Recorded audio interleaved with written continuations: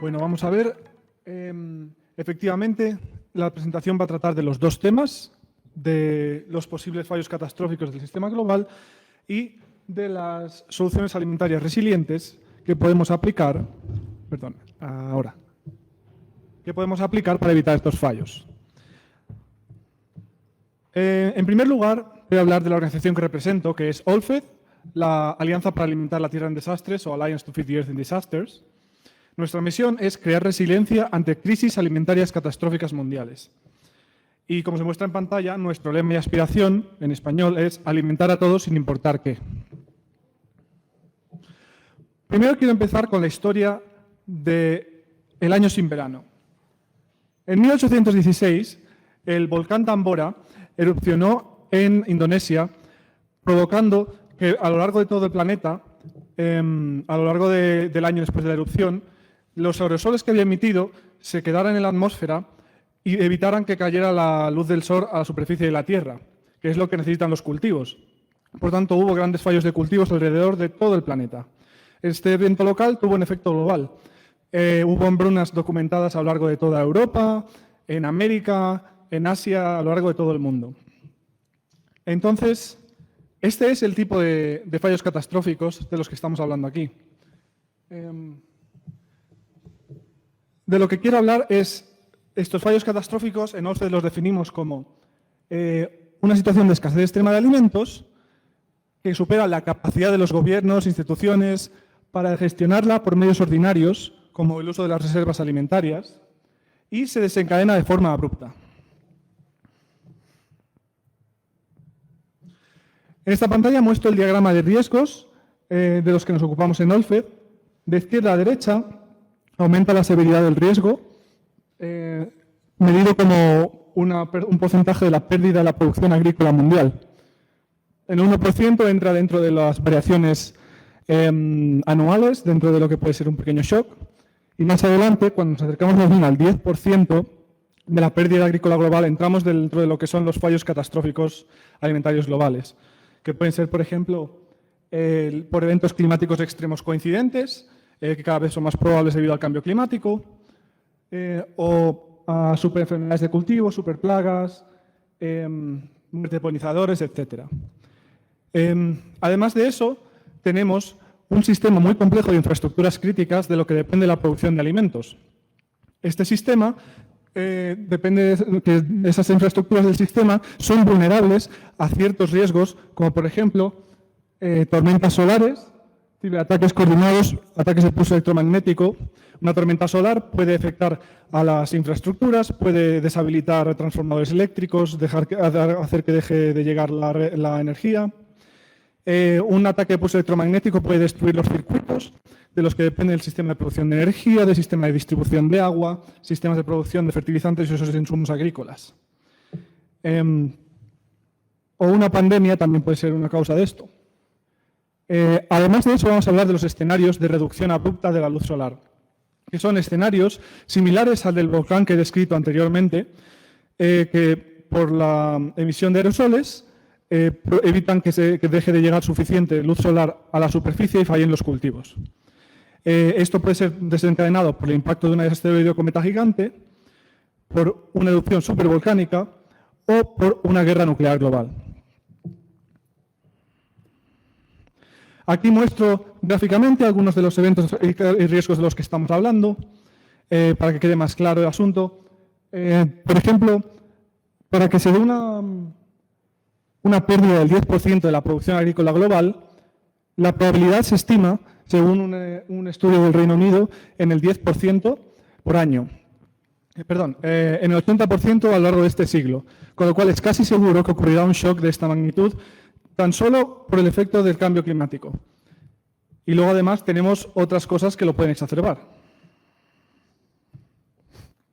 Voy a entrar ahora en los escenarios más extremos, que son los de reducción abrupta de la luz solar, que pueden provocar una pérdida casi total de la producción agrícola en los escenarios más extremos. Como ya comenté, el mecanismo es que tenemos estas catástrofes que pueden provocar el fallo y, además, funciona porque los aerosoles que se liberan en caso de una erupción volcánica por los desulfatos de las erupciones y en el caso de una guerra nuclear por la quema de ciudades que lleva hollín a la atmósfera y la deja atascado. Eso provoca que al dejar de llegar suficiente luz solar, las plantas no pueden hacer suficiente fotosíntesis, bajan las temperaturas, bajan las precipitaciones, o sea, todo lo que necesitan los cultivos para sobrevivir. Esto puede reducir la producción hasta un 90%. Vamos a utilizar como caso modelo de estos escenarios el escenario de un invierno nuclear, como ya digo, provocado por una guerra nuclear. Esto es un modelo de un invierno nuclear severo, en el que 150 teragramos de ceniza han quedado atascados en la atmósfera durante varios años y el modelo climático que deduce las consecuencias de esta situación. Como se puede observar en esa gráfica, si podéis observar la línea blanca, a lo largo, arriba encima de la línea blanca lo que se ve es la parte del planeta que está bajo cero. En el segundo verano, después del evento catastrófico, lo cual significa que la mayor parte del hemisferio norte quedaría prácticamente inutilizable para la producción de cualquier cultivo. Más adelante, en los demás gráficos, vemos que también se reduce mucho la precipitación, la irradiación solar. Y el efecto que tiene esto en los cultivos se puede observar en la gráfica de abajo a la izquierda. Aquí se muestran diferentes severidades posibles para el escenario, desde 5 teragramos estimado para una guerra nuclear local, hasta 150 teragramos estimado posiblemente para una guerra nuclear total.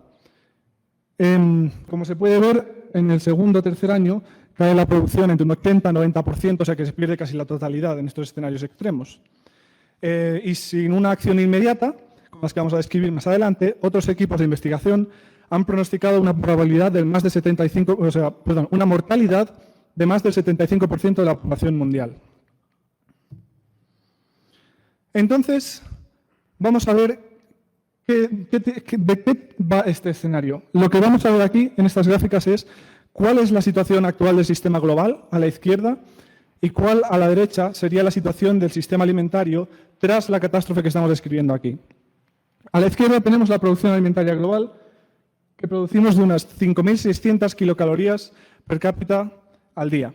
Esto significa que tenemos más del doble de lo que se necesita para alimentar a las personas, porque la cantidad necesaria de alimento es aproximadamente unas 2.100 calorías por persona y día. Con lo cual tenemos mucho más de lo que necesitamos y aún así no es suficiente para alimentar a toda la población del planeta por varios motivos, entre ellos los conflictos y demás. Pero bueno, hoy en día la mitad de los alimentos que producimos se utiliza para consumo humano directo, mientras que la otra mitad se utiliza mayormente para la producción de carne animal y en gran parte también para biocombustibles. ¿Qué pasa, sin embargo, si pasamos de esta situación en la que producimos más del doble de lo que necesitamos a una situación en la que producimos apenas la mitad de lo que necesita la persona promedio? Pues que se puede perder, que es una situación de hambruna generalizada. Y lo que necesitamos es, y además es una situación, en este escenario, que duraría muchos años. Puede durar 3, 5 años, hasta quizá 10 o más. Por lo tanto, las reservas alimentarias no serían suficientes y se agotarían en cuestión de meses, 6, 7, 8, hasta 12 meses, difícil de decir. El caso es que cuando se acaben las reservas alimentarias de trigo y demás, no habría con qué alimentar a la gran parte del planeta. Entonces, lo que necesitamos es sería completamente impensable almacenar suficiente alimento para alimentar a la Tierra durante 10 años. Como ya digo, lo que tenemos es cuestión de meses. Lo que necesitamos en su lugar es investigar y desarrollar tecnologías alimentarias resilientes que sean capaces de activarse rápidamente y producir mucha cantidad de alimento para rápidamente desplegarlas tras un shock alimentario tan extremo como el que estamos describiendo. Estas tecnologías alimentarias, para responder a los escenarios de reducción abrupta de la luz solar, incluyen, por ejemplo, cultivos resilientes a altas condiciones extremas, las algas, tecnologías de fermentación y otras tecnologías industriales, invernaderos simples y sistemas de utilización de biomasa. Es fundamental tener una cartera diversa de soluciones alimentarias resilientes para que la respuesta se adecue al tipo de escenario catastrófico y las diferentes regiones y situaciones del mundo.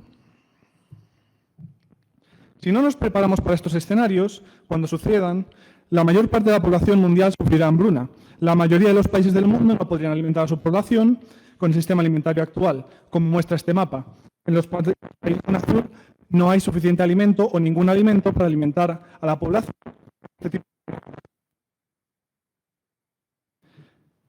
Sin embargo, nuestros modelos indican que, desplegando una respuesta rápida y eficaz, se podría evitar la hambruna mundial, permitiendo que la mayoría o todas las regiones del mundo produjeran alimentos suficientes para sí mismas y para los demás.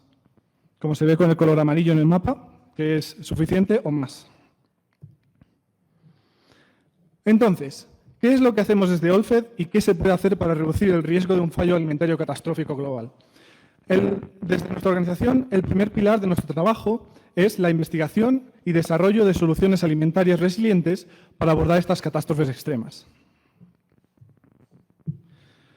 Por ejemplo, la investigación en cultivos tolerantes al frío y a la sequía tiene que ver con la idea de relocalizar estos cultivos de las zonas en las que se cultivan actualmente a las nuevas zonas donde se podrían cultivar tras ocurrir una catástrofe como la que hablamos. Esto sería un enorme esfuerzo logístico, requeriría cooperación en tiempos de crisis, pero, por ejemplo, también se puede hacer dentro del mismo país, relocalizar de zonas más frías a zonas más calurosas tras la catástrofe, o entre diferentes países. La idea es mover semillas desde donde ya no se pueden cultivar a un nuevo sitio donde sí se podrían cultivar, para paliar la caída de los rendimientos globales, promedio. Por otro lado está la idea de desplegar de manera masiva invernaderos simples, que son poco más que unos cuantos palos y planchas de plástico o film, que se pueden utilizar para aumentar el rendimiento por hectárea y además en estos escenarios podrían incluso permitir la cosecha en zonas en las que el clima se volvería de otro modo demasiado inhóspito para el cultivo. También investigamos la producción descentralizada usando fibra de plantas o biomasa vegetal, en lenguaje más coloquial, hojas, madera, residuos agrícolas. Por ejemplo, aunque la producción de carne, leche y huevos y demás sea poco eficiente en cuanto a la conversión de calorías, porque necesitas muchas calorías de cultivo para calorías animal, sí que es verdad que animales como los rumiantes son capaces de alimentarse de los residuos agrícolas, y de hecho se suele hacer bastante, y tienen gran potencial para contribuir a la catástrofe en este tipo de escenario. Por otro lado, otros tipos de biomasa que nosotros no podemos digerir también se pueden convertir o las hojas, de algunas hojas se puede extraer proteína y otros nutrientes clave. Otro tema que investigamos mucho es el cultivo de algas marinas con sistemas como los que se muestran en la pantalla. Hemos hecho análisis de crecimiento y de rapidez de cultivo. Por ejemplo, en este mapa se muestra cómo crecerían las algas en todo el mundo bajo el tipo de condiciones que se darían en un escenario de reducción abrupta de la luz solar. Se divide en 3 clústeres, 2 en los que se puede cultivar, en el verde más oscuro mejor y en el verde más claro peor.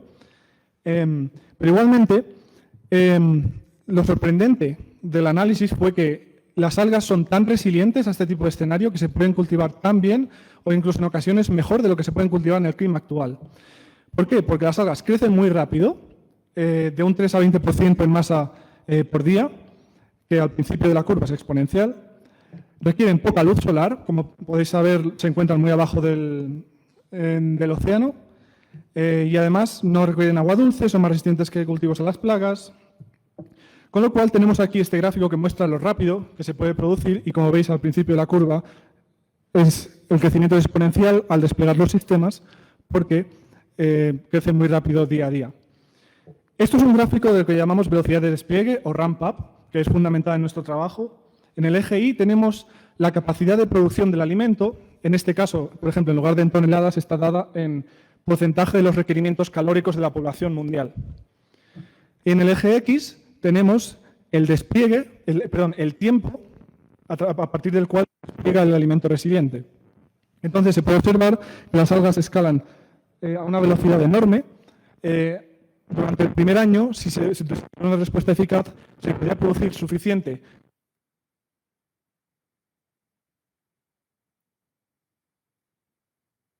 escalando para producir pienso animal, para producir bioenergía a lo largo de la catástrofe, que puede ser muy útil.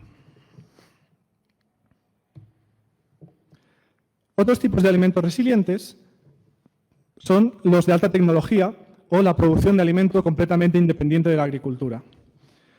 Parte de la respuesta a una catástrofe global puede ser el despliegue de cientos de fábricas industriales de producción de alimentos a gran escala para responder utilizando estas tecnologías independientes de la agricultura. Por ejemplo, desplegando estas fábricas a través de construcción rápida, construyendo 24 horas, 7 días a la semana. En la gráfica se muestran los recursos clave que se pueden utilizar para producir alimento industrialmente. A través de estos sistemas se pueden producir los 3 macronutrientes principales: hidratos de carbono, proteína, grasas, por fermentación, tanto como también por síntesis química. Incluso a partir de CO2 se pueden producir los 3 macronutrientes principales y muchos otros micronutrientes. Voy a dar un pequeño ejemplo de los que mayor potencial tienen. En primer lugar, tenemos la conversión de biomasa lignocelulósica, madera, hojas, mediante un proceso de conversión química o biológica para descomponer la celulosa que forma las plantas en los azúcares simples que la forman, que nosotros sí podemos digerir. Entonces, el tratamiento químico produce este azúcar a partir del tratamiento de madera, de hojas, por ejemplo, con fábricas químicas, o reconvirtiendo industria que ya existe, como las fábricas de papel y las biorefinerías, en fábricas de azúcar y otros alimentos. Y esto lo podemos utilizar directamente como alimento, o bien, también es interesante, utilizando tecnologías de microorganismos y fermentación, en bioreactores se pueden producir muchos otros alimentos interesantes. Por ejemplo, proteínas, grasas, vitaminas clave y otros nutrientes esenciales, que pueden ser fundamentales para responder ante deficiencias nutricionales y malnutrición en una catástrofe tan grave. Por otro lado, estos azúcares, como ya digo, se pueden alimentar a microorganismos y luego se pueden consumir los microorganismos directamente, en lo que se conoce como sistemas de producción de proteína unicelular, que es proteína de alta calidad, con gran perfil de aminoácidos, gran cantidad de proteína, y se puede producir utilizando estos azúcares o en otro tipo de bioreactores que se alimentan de gas. Por ejemplo, se puede convertir tanto el gas natural como el CO2 a partir de microorganismos en proteína de alta calidad que se puede utilizar como consumo directo para las personas o como pienso animal. Dar un poco más de detalles de este proceso. En el bioreactor, para producir proteína a partir de CO2, se puede, por ejemplo, extraer directamente del aire o tomar de una factoría y utilizar como fuente de carbono para los alimentos, que es uno de los 4 ingredientes que necesitan. Los otros ingredientes son una fuente de oxígeno para que puedan respirar, una fuente de nitrógeno, que puede ser el amoníaco que se utiliza para fertilizantes, y una fuente de energía, que en el caso del CO2 es la electricidad. De esta manera, produciendo proteína de alta calidad de manera completamente independiente de la agricultura. También más barato sería convertir directamente el gas natural, el metano contenido del gas natural o el biogás, y dárselo de alimento a los microorganismos para producir proteína de alta calidad para los humanos. Esos son solo algunos de los caminos más importantes que hemos estudiado, pero hay muchas otras más. Muestro ahora el gráfico de velocidades en la pantalla, que muestra lo importante hacer la priorización entre estos alimentos. Como se puede observar, los que más potencial tienen son la azúcar lignocelulósica y la proteína unicelular de metano o de gas natural, que son los que más rápido escalan en el tiempo. Y por tanto, esos son los que más potencial tienen. También hay otras tecnologías que no hemos estudiado, pero que se deberían estudiar, como de síntesis química de alimentos, sin uso de microorganismos, como grasas obtenidas de hidrocarburos o CO2. Como ya dije, se puede producir proteína, nutrientes a partir de la biomasa, pero también de hidrocarburos como carbono, gas natural, petróleo o incluso del CO2 obtenido de la atmósfera o de las factorías. Un punto importante es que estos alimentos de alta tecnología son muy resilientes a las catástrofes agrícolas porque no dependen del intercambio. No dependen, al ser sistemas cerrados, no dependen de condiciones ambientales, y además también son resilientes a patógenos, plagas y demás. A lo que no son resilientes es al colapso de las infraestructuras críticas. Hay riesgos como ciberataques, pulsos electromagnéticos, tormenta solar, que pueden cortar el suministro eléctrico que es fundamental para la producción de estos alimentos. Con lo cual, esa es una vulnerabilidad que tienen. Y eso me lleva al siguiente punto, a la investigación que hacemos sobre las infraestructuras críticas y su posible colapso global. Los sistemas de infraestructura que tenemos hoy en el mundo están completamente interconectados, como se puede observar, la producción de petróleo, la producción de energía, de comunicaciones, transporte, agua, servicios de emergencia, finanzas y gobiernos. Todo está conectado a través de la electricidad, a través de las cadenas de suministro, produciendo un enorme riesgo sistémico de que si falla uno de ellos, por ejemplo, la producción de electricidad, puede haber un fallo en cascada de todo lo demás. Esto se puede producir por varias razones. Por ejemplo, una tormenta solar que destruya los transformadores, contra lo que no estamos preparados, un ataque de pulso electromagnético que destruya directamente gran cantidad de los circuitos electrónicos de los que dependen todas estas infraestructuras, o bien por ciberataques coordinados que quizá a futuro pueden ser exacerbados por tecnologías emergentes de inteligencia artificial, o bien por una pandemia extrema de alta capacidad de transmisión y de alta mortalidad que provoque que la gente tenga demasiado miedo de ir a trabajar y provoque absentismo masivo y empiecen a colapsar las infraestructuras críticas. Desde Olfed lo que hemos estudiado es la gravedad del escenario. Hemos mirado, nos hicimos una pregunta de si podemos alimentar a todo el mundo si fallaran nuestras infraestructuras e industrias modernas. Analizamos los cultivos principales, los 4 principales que son el maíz, el arroz, la soya y el trigo, y miramos qué es lo que le pasaría a los rendimientos agrícolas si cambiaran los factores fundamentales que permiten tener una producción altísima por hectárea utilizando las tecnologías modernas, que son fertilizantes y abonos para aumentar el rendimiento, como por ejemplo el amoníaco y el proceso Haber-Bosch, que son fundamentales para la agricultura, el uso de pesticidas, la maquinaria agrícola de combustible, porque claro, no se puede producir combustible sin sistemas de energía eléctrica o si se destruyen los sistemas de extracción, o los sistemas de irrigación. Si se eliminaran todos estos factores de la ecuación, lo que veríamos sería una caída en picado de los rendimientos agrícolas que puede llegar hasta el 48% de la producción agrícola global. Aquí muestro el ejemplo únicamente del trigo, por dar una idea. En el mapa se puede apreciar las partes azules son las partes donde cae enormemente la producción, hasta un 60-70% incluso, y en la gráfica se muestra por región cuánto caería la producción de trigo, siendo más grave en los países más desarrollados. Aunque no se aprecia en esta gráfica del trigo, cuando se mira todos los cultivos, se ve que los países más afectados y las regiones más afectadas por este tipo de catástrofes serían las más desarrolladas. Por ejemplo, en Europa y en América se utilizan mucho todas estas tecnologías y que permiten tener unos rendimientos altos y, por tanto, si desaparecieran, caería en picado el rendimiento. Pero, por ejemplo, en África y otras regiones se utilizan sistemas de agricultura de menos tecnología que no se verían tan afectados. Esto es hasta ahora la parte de investigación que hacemos. La otra manera de reducir el riesgo en la que trabajamos es la generación de políticas públicas y planes de respuesta ante catástrofes extremas. Por ejemplo, para reducir el riesgo se pueden establecer planes nacionales de contingencia e inversiones en preparación. Se muestran aquí 2 ejemplos preliminares para escenarios de reducción abrupta de la luz solar, uno para Estados Unidos y otro para Argentina, el primero producido por Olfed y el segundo producido en colaboración con el Observatorio de Riesgos Catastróficos Globales. A futuro también sería importante desarrollar planes de respuesta ante escenarios de colapso de las infraestructuras críticas, que es algo que esperamos investigar, incluyendo soluciones para cubrir las necesidades de la población y recuperar las infraestructuras, como por ejemplo soluciones de baja tecnología para el suministro de agua, para el transporte, generación de combustible e insumos agrícolas.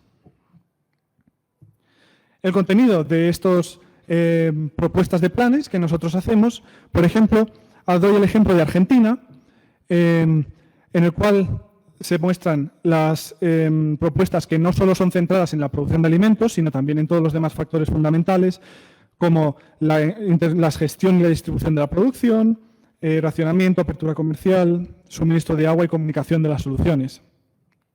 Ya entrando en el tema concreto de cómo mantener la producción, incluso en estos escenarios extremos, se incluyen recomendaciones como la redirección del alimento destinado a animales para uso humano, despliegue de alimentos resilientes y gestión de la producción. Alimentos resilientes como lo que hemos dicho antes, ¿no? La producción de algas, de alimentos independientes de la agricultura y demás.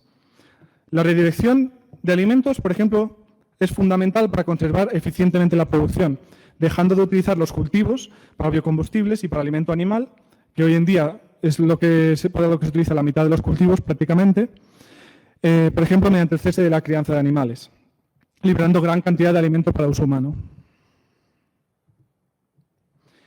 Y la última parte de reducción del riesgo, que también es fundamental, es el desarrollo tecnológico, no solo la investigación.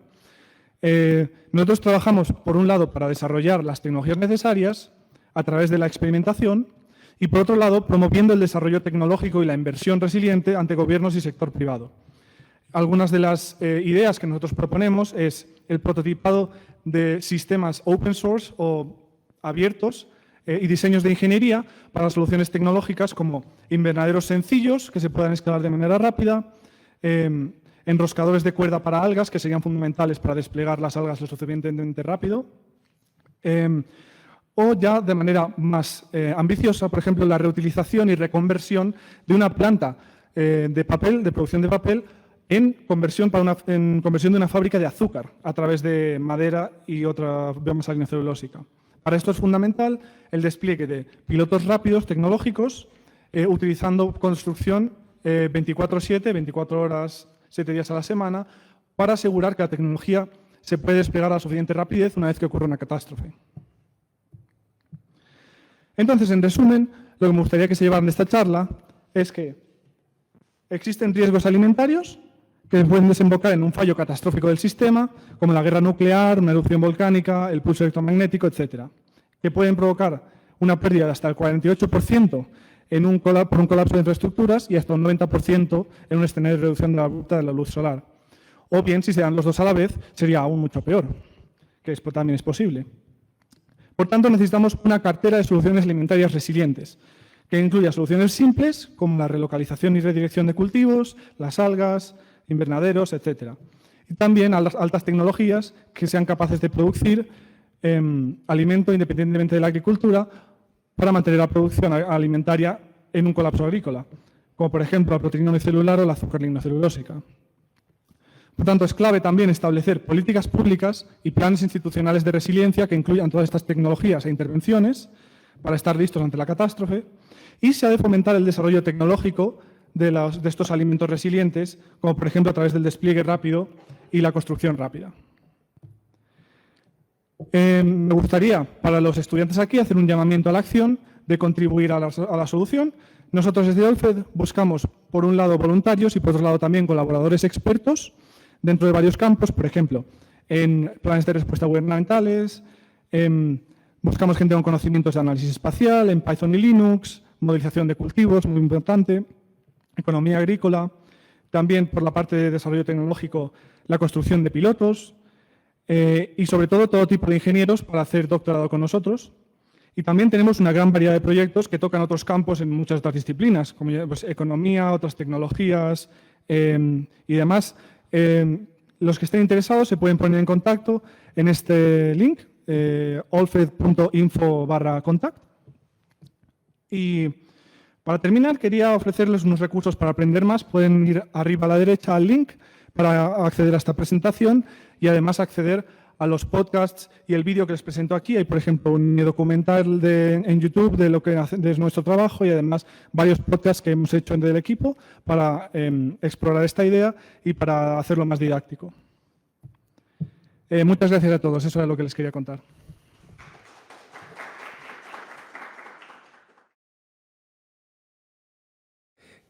Sobre esta situación de que entendía que estamos en una suficiencia alimentaria, pero supuestamente había entendido que la estadística de LogFam, pues mucha de esa alimentación se tira o es para otra cosa. O sea, no hay una insuficiencia alimentaria real a pesar de tener una producción suficiente. Entonces, no sé si en las gráficas que tenías tomabas en cuenta eso. Que a pesar de que produce suficiente, hay una pobreza alimentaria, hay una insuficiencia alimentaria. En el caso de esa catástrofe, pues todavía sería peor. Si de por sí no alcanza, sería imposible conseguirlo de otra forma. Eso es cierto, sí, y es fundamental. Como ya digo, esto es una simplificación. Realmente lo único que muestra es la producción, pero por otro lado están la adecuación de los alimentos, claro. Por un lado, aunque tengamos una producción de calorías mucho más grande de lo que se necesita por persona, a algunas personas no llega suficiente alimento por conflicto, por pobreza, además a otras personas, por otro lado, no llega el alimento adecuado, como usted decía, por otros motivos económicos. La inseguridad alimentaria tiene varios drivers que se llaman. El conflicto, la desigualdad, la pobreza y todas esas cosas dificultan que las personas tengan el acceso al alimento adecuado.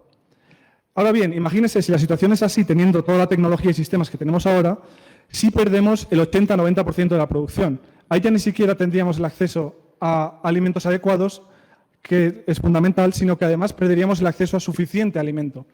Entonces, la situación sería muchísimo peor. Claro, es también fundamental que fuera y dentro de una catástrofe se produzcan los alimentos adecuados, que tengan la nutrición adecuada, micronutrientes y demás.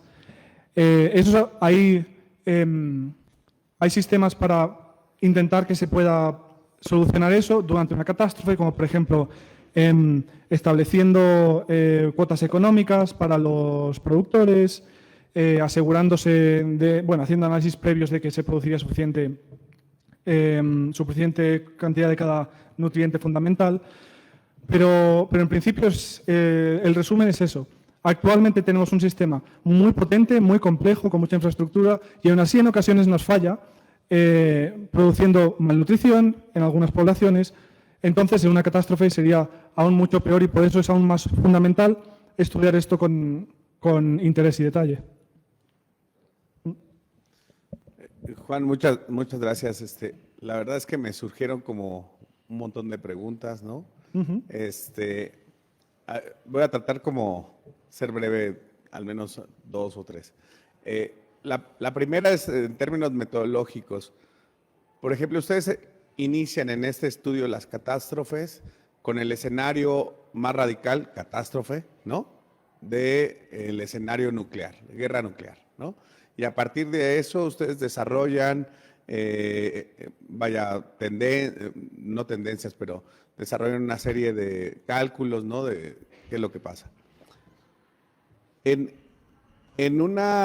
No sé si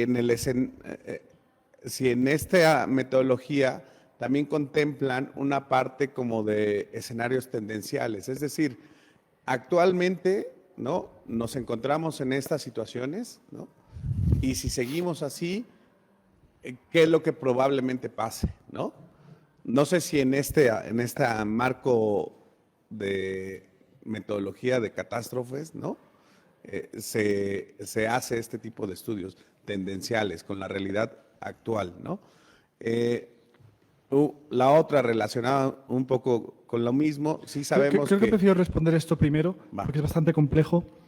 Por un lado, un apunte, los modelos que hacemos de respuesta los validamos con la producción actual, por supuesto, para comprobar que tienen sentido.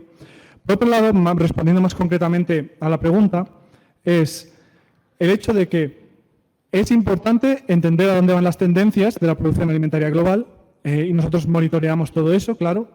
No es tampoco nuestra competencia fundamental. Por ejemplo, ya existen agencias internacionales con mucho más recursos, financiación que nosotros, como la FAO, la Food and Agriculture Organization, y el WFP, World Food Program, que es de respuesta de emergencia, ¿no? Y ellos sí tienen sus sistemas de emergencia temprana, sus sistemas de análisis de tendencias, hacen sus análisis de escenarios. Eso es más bien su competencia. Nosotros intentamos cubrir el vacío de la respuesta ante shocks extremos. Entonces, como usted dice, las tendencias son fundamentales para entender cómo de resiliente es el sistema de base. Y nosotros, la pregunta que intentamos responder es más cercana a esto que está más descuidado, que hay menos gente dedicándose a ello, que es, si en un sistema más o menos resiliente ocurre un shock, ¿qué es lo que ocurriría? ¿No?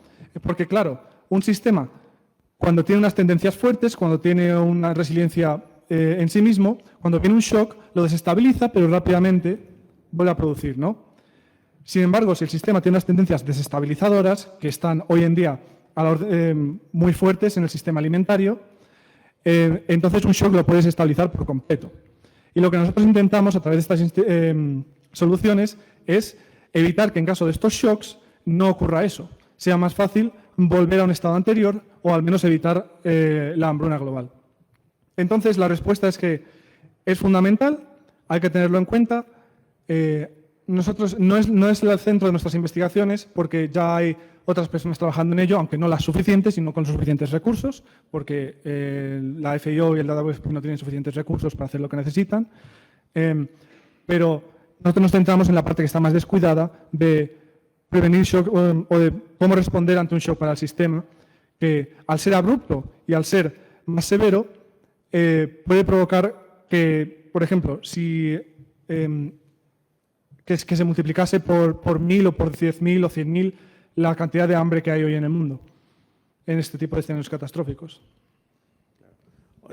No, y en ese mismo sentido, porque la otra parte es de si en estos estudios, ¿no? En el escenario catastrófico se contempla como una combinación de situaciones, ¿no? Es decir, o sea, tenemos una guerra nuclear, pero a la par sufrimos de una sequía extrema. No sé si en esta parte de los desarrollos de los escenarios se contempla esta mezcla, ¿no? Claro. De variables. El efecto de la agricultura que se puede derivar a través de una guerra nuclear o de una erupción supervolcánica o de un impacto son similares porque funcionan por el mismo mecanismo, bloquear la luz solar que llega a los cultivos. Y efectivamente lo que necesitamos encontrar, por ejemplo, cuando buscamos soluciones alimentarias resilientes, es que sean resilientes a todas estas condiciones, a la sequía, a la baja de temperaturas, a la baja luz solar, por ejemplo. Cultivos resistentes al frío, como pueden ser las papas o el aceite de colza, que está, aquí lo tengo, la cebada y hasta cierto punto el trigo, ¿no? Cuando buscamos alimentos resilientes a la bajada de la luz solar, tenemos, por ejemplo, las algas o los alimentos industriales que son completamente independientes de las condiciones ambientales. Entonces, por eso, precisamente por la confluencia de escenarios y que se pueden dar también de otra manera, por ejemplo, en una guerra nuclear, una erupción supervolcánica, se puede dar a la vez la reducción de la luz solar, a la vez que se da también la destrucción de las infraestructuras críticas. Y lo que necesitamos son alimentos, tener una cartera de alimentos que son resilientes a varias condiciones y por eso decimos que es fundamental tener un grupo de varias soluciones resilientes, para que de ellas se elijan las adecuadas dependiendo del tipo de catástrofe que venga. Ya, y bueno, yo ahora bueno, no sé si se escuchó, pero ahora con la pandemia, ¿no? Salió muy de moda bueno, la infraestructura que tiene Noruega, ¿no? Para poder guardar granos, etcétera. ¿Cuántos países pueden tener esta visión o han tenido esta visión de tener esta infraestructura para guardar granos en momentos así catastróficos? ¿Tú sabrás algo? Sí, hay pocos países que tengan un stock de grano y de otros alimentos. Stocks estratégicos, como usted dice, Noruega y otros países escandinavos tienen grandes stocks. También China tiene un gran stock de trigo. Esos son los que se me vienen a la cabeza. Hay más, pero en general hay poco, porque el sistema agrícola actual y el sistema económico que tenemos fomenta el pensamiento just in time, ¿no? Es decir, que no haya nada de slack en el sistema, que haya el mínimo almacenamiento, que todo se produzca y se venda al instante, cero inventario, lo cual, por un lado, económicamente produce muchos beneficios, pero a la larga puede resultar catastrófico a la hora de responder a shocks en el mercado y en la producción agrícola. De todos modos, el almacenamiento de alimentos, aunque ayuda mucho en catástrofes extremas y ayuda muchísimo en catástrofes no tan extremas, sería prácticamente imposible utilizar únicamente alimentos almacenados para responder a situaciones como un invierno nuclear, porque como puedes observar en la gráfica, según los modelos pueden durar 6, 7, 8, 9 años, la cantidad de almacenamiento de alimentos que habría que almacenar para eso es brutal. Y por eso nosotros nos centramos más que en eso, en qué es lo que podríamos producir después de que haya ocurrido un evento catastrófico para prevenir un fallo del sistema global.